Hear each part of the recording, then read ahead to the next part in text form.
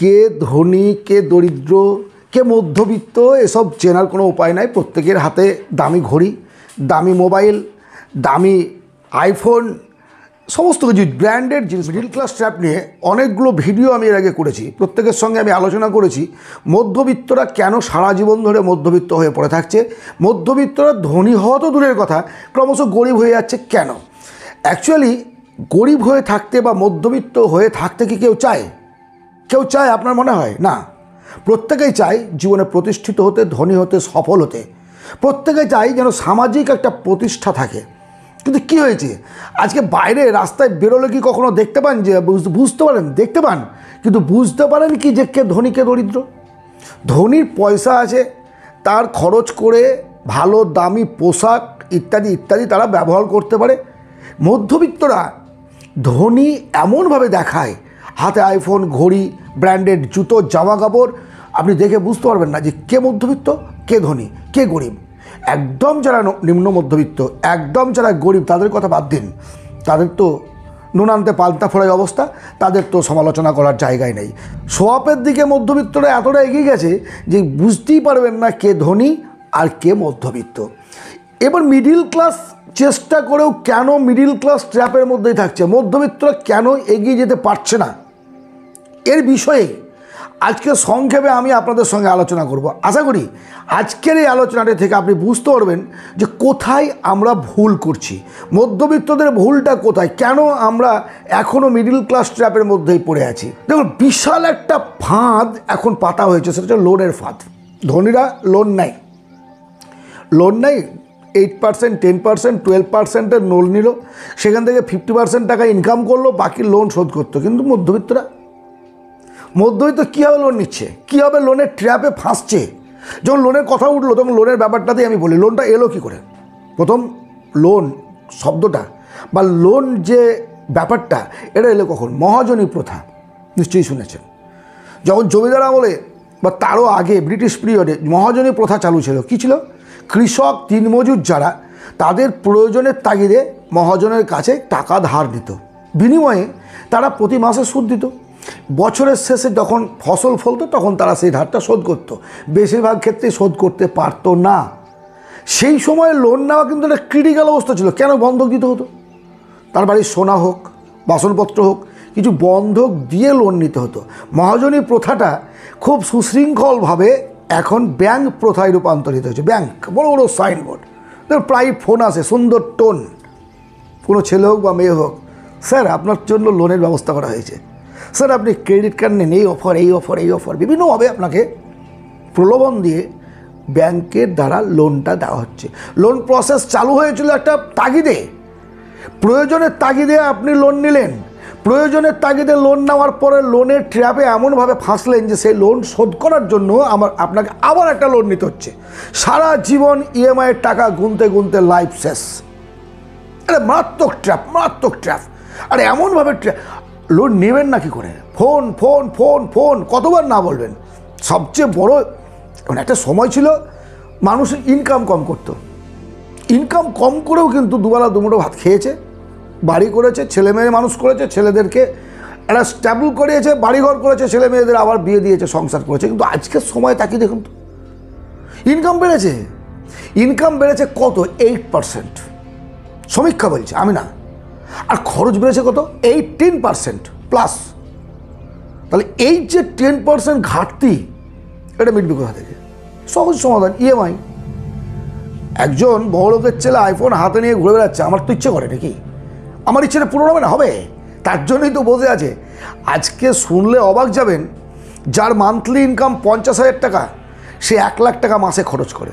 যার monthly income 10,000 টাকা, 20,000 টাকা মাসে খরচ করে। কী করে করে? কী করে করে? বাকি টাকাটা আসে কোথা থেকে? সহজ লোন রে ভাই। TV loan, fridge loan, mobile loan. সবচেয়ে আনন্দদায়ক যে ব্যাপারটা, আমি বেশ কয়েকজনকে জানি, খুব ব্যক্তিগতভাবে জানি, যারা বছরে একবার অন্তত ট্যুরে যায়, বিদেশ ভ্রমণে যায়। একটা স্ট্যাটাস মেনটেন করতে হবে তো, স্ট্যাটাস মেনটেন করার জন্য বিদেশ ঘুরতে যেতে হবে। তো বিদেশ ঘুরতে গেলে তাহলে মোটা টাকার দরকার।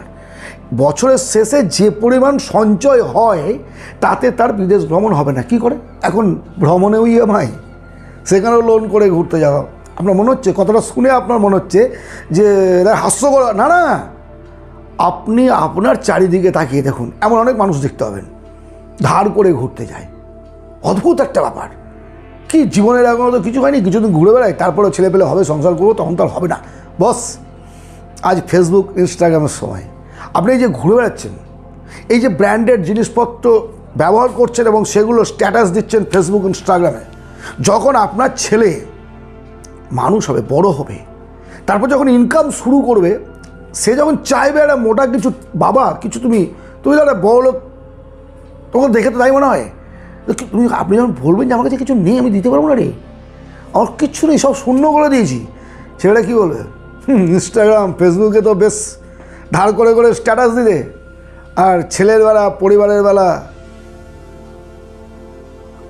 লবডঙ্কা।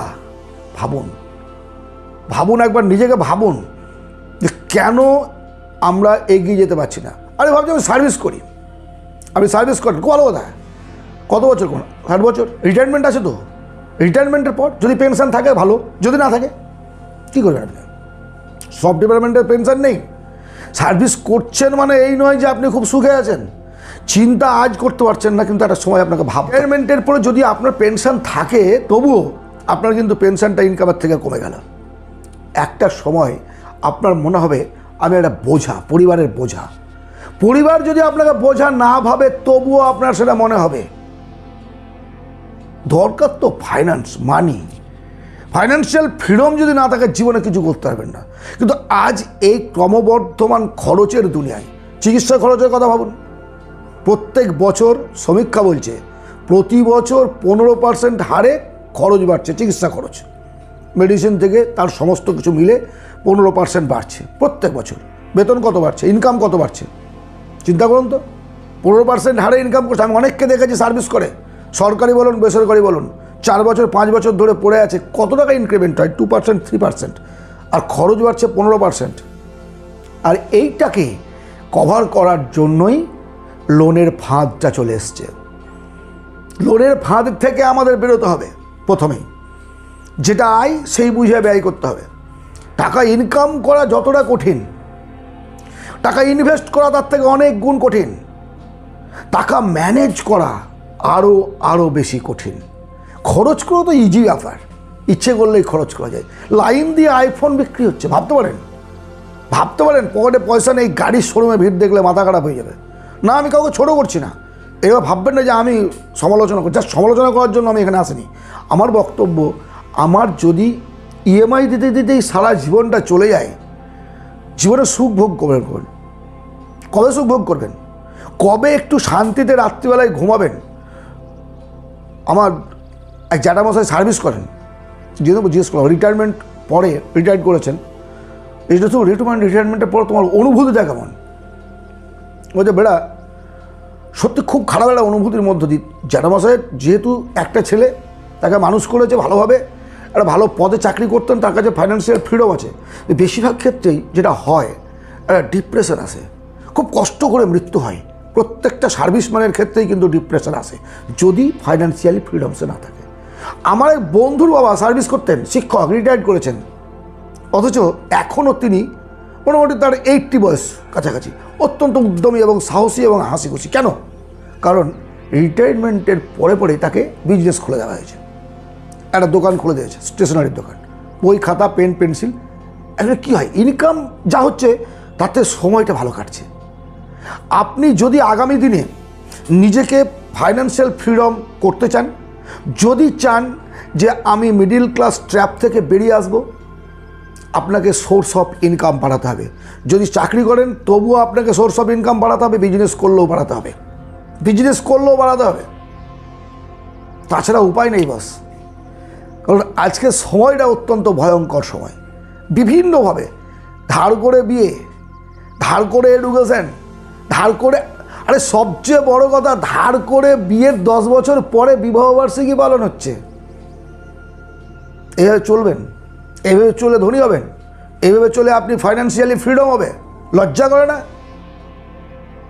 আজ কষ্ট করেই যারা সফল হয়েছে, তারা প্রত্যেকটা মানুষ স্যাক্রিফাইস করেছে।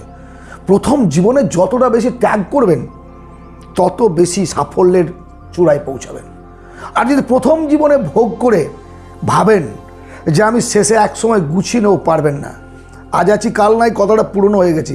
এখন আছি, পরের মুহূর্তে না থাকতে পারি। আজ আছি কাল নাই মানে তো দুদিন আপনি হাতে নিয়ে নিলেন টাইম, আপনি কি একেবারে দেবতা হয়ে গেছেন, আল্লাহ হয়ে গেছেন নাকি যে আপনি জেনে গেছেন দুদিন বেঁচে থাকবো? মুহূর্তের মধ্যে কিছু ঘটতে পারে। এই মুহূর্তটাকে উপভোগ করুন, মুহূর্তটাকে জীবনের সঙ্গে মিলিয়ে নিন, নিজের আয় সম্পর্কে ধারণা করুন, নিজের পকেট সম্পর্কে জানুন, আপনার পরিবারের দায়িত্ব সম্পর্কে আপনাকে জানতে হবে। কাউকে দেখিয়ে ইমপ্রেস করে আপনার কিচ্ছু যায় আসে না, তার কিছু যায় আসে না। আপনার ফাটবে, তার হাসি হবে। কাকে ইমপ্রেস করবে? কাকে? যদি প্রেম করার জন্য, প্রেমিকাকে ইমপ্রেস করার জন্য খরচ করতে হয়, তাহলে তো একটাই মেয়ে বিয়ে করে নিলে তো বউ হয়ে গেল, প্রেমিকা আর থাকলো না, তার আগে বাঁশ ঢুকে গেল। বন্ধুকে ইমপ্রেস করার জন্য আপনি করছেন, বন্ধু কতদিন থাকবে? পারমানেন্ট ইমপ্রেস কিছু হয়? ঘাট আঘাট হয়, আঘাট ঘাট হয়। আমি আপনাদের বলবো, যারা সত্যিকারের জীবনে প্রতিষ্ঠিত হতে চান, একটুখানি সুখে শান্তিতে থাকতে চান, যতটা সম্ভব লোনের ফাঁদ থেকে বেরিয়ে আসুন।